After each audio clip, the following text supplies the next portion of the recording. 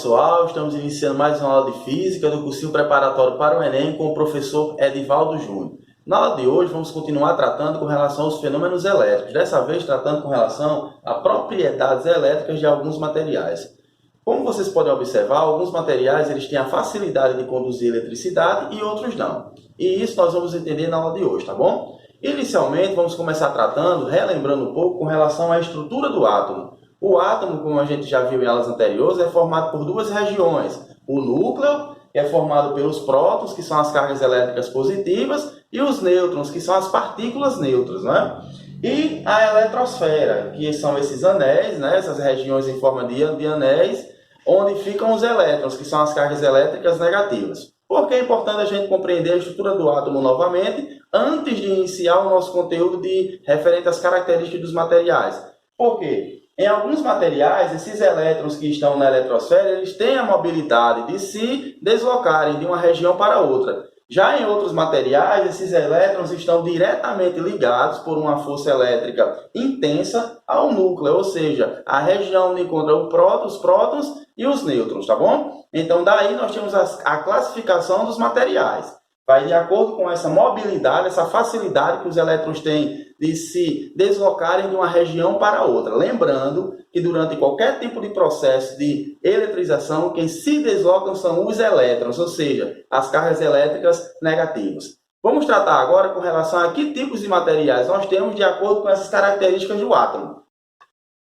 Temos aqui os materiais condutores. Quem são os materiais condutores de eletricidade? São aqueles materiais onde os elétrons não estão presos ao núcleo do átomo, como foi dito na imagem anterior. Ou seja, os elétrons eles têm a propriedade de se deslocarem de uma região para outra. Então, são aí os materiais condutores elétricos.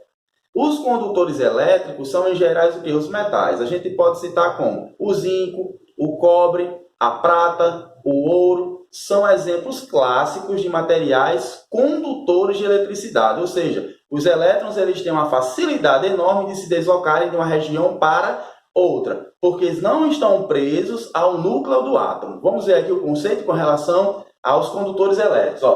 São as substâncias nas quais os elétrons se locomovem com uma certa facilidade por estarem ligados fracamente aos átomos, ou seja, eles não estão presos ao núcleo do átomo, por isso eles têm essa facilidade de se deslocarem. Daí a gente cita novamente com relação aos exemplos de materiais condutores de eletricidade. O zinco, o cobre, o ouro, a prata, o alumínio, os metais em geral são condutores de eletricidade. Por quê? Os elétrons eles têm essa facilidade de se deslocarem de uma região para outra, tendo em vista que não estão presos ao núcleo do átomo, tá bom? Temos também os materiais isolantes. Quem são os materiais isolantes? São aqueles que não têm a facilidade de conduzir eletricidade.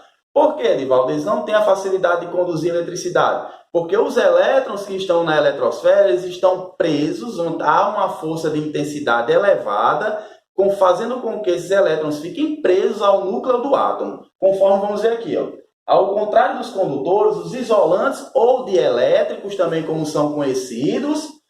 também são conhecidos, né? São substâncias nas quais os elétrons estão fortemente ligados ao núcleo do átomo. Bom? Então, esses elétrons eles não têm uma facilidade de se deslocar de uma região para outra, tendo em vista que estão presos ao núcleo do átomo. Ou seja, tem pouca liberdade de locomoção. Quem são esses materiais que onde os elétrons têm pouca facilidade de locomoção? Que são os isolantes, também conhecidos como dielétricos. Eu tenho o plástico, o vidro, a borracha, a madeira. São exemplos clássicos de materiais isolantes, ou seja, que têm a dificuldade com que os elétrons se movam de uma região para outra, tendo em vista que estão presos ao núcleo do átomo, tá bom? Vamos ver mais algumas características aqui com relação a esses materiais condutores e isolantes. Olha só, temos aqui a representação de materiais isolantes, condutores e semicondutores, tá bom?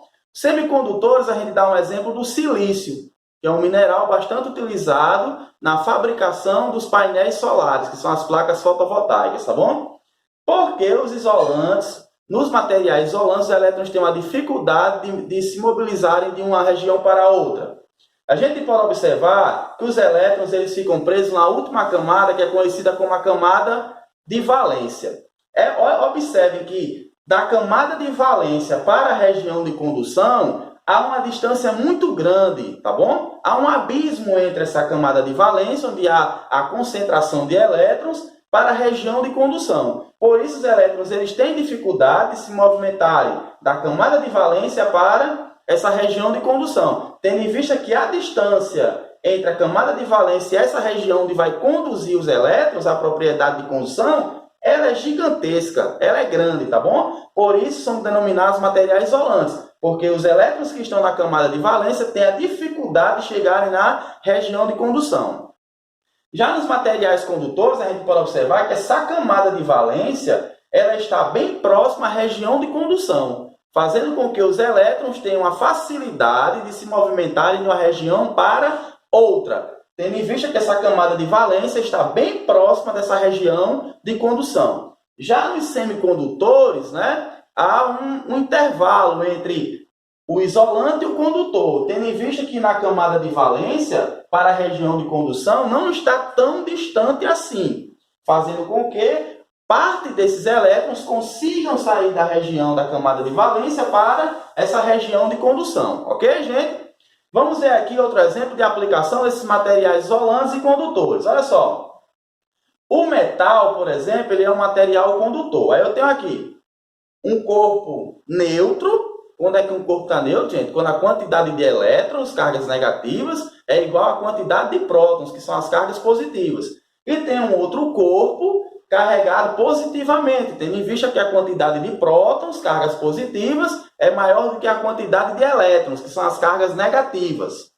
Então, vamos aproximar esse metal, né? Tocar esse prego, esse metal, no corpo que está neutro e, simultaneamente, no corpo que está carregado positivamente.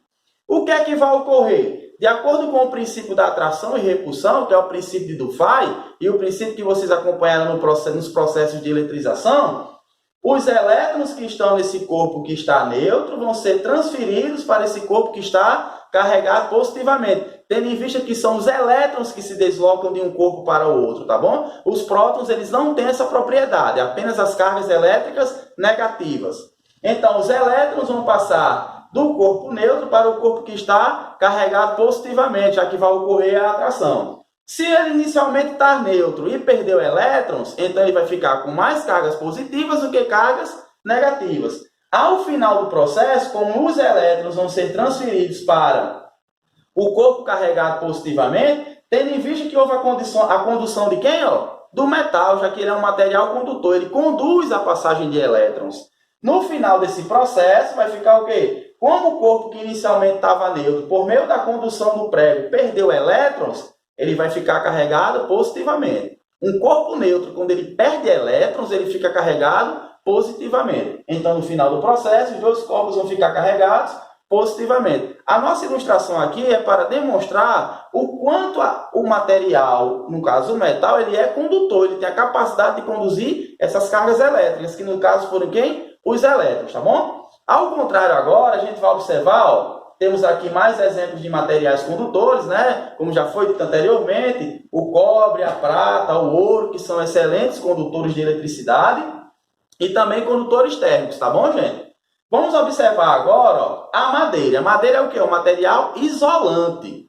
Ela não permite o transporte de elétrons de uma região para outra, tendo em vista que aquela região onde fica acumulados os elétrons, né, que é a camada de valência, está distante da região de condução.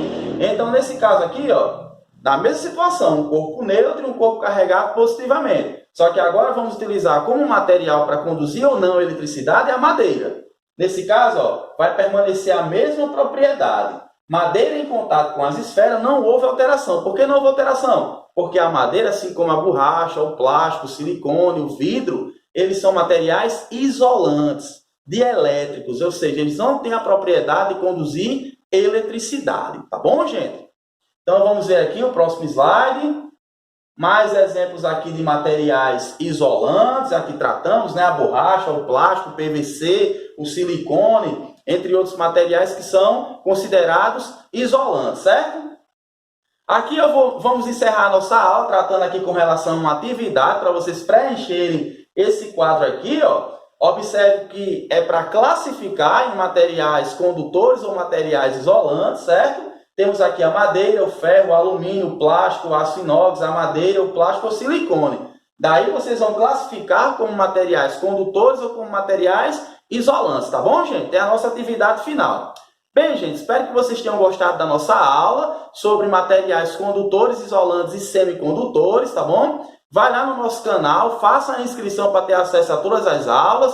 Canal no YouTube Professor Edivaldo Júnior, lá tem aulas de físicas bem bacanas que vai te ajudar nas questões do Enem, tá bom, galerinha? Até a próxima aula. Tchau, tchau.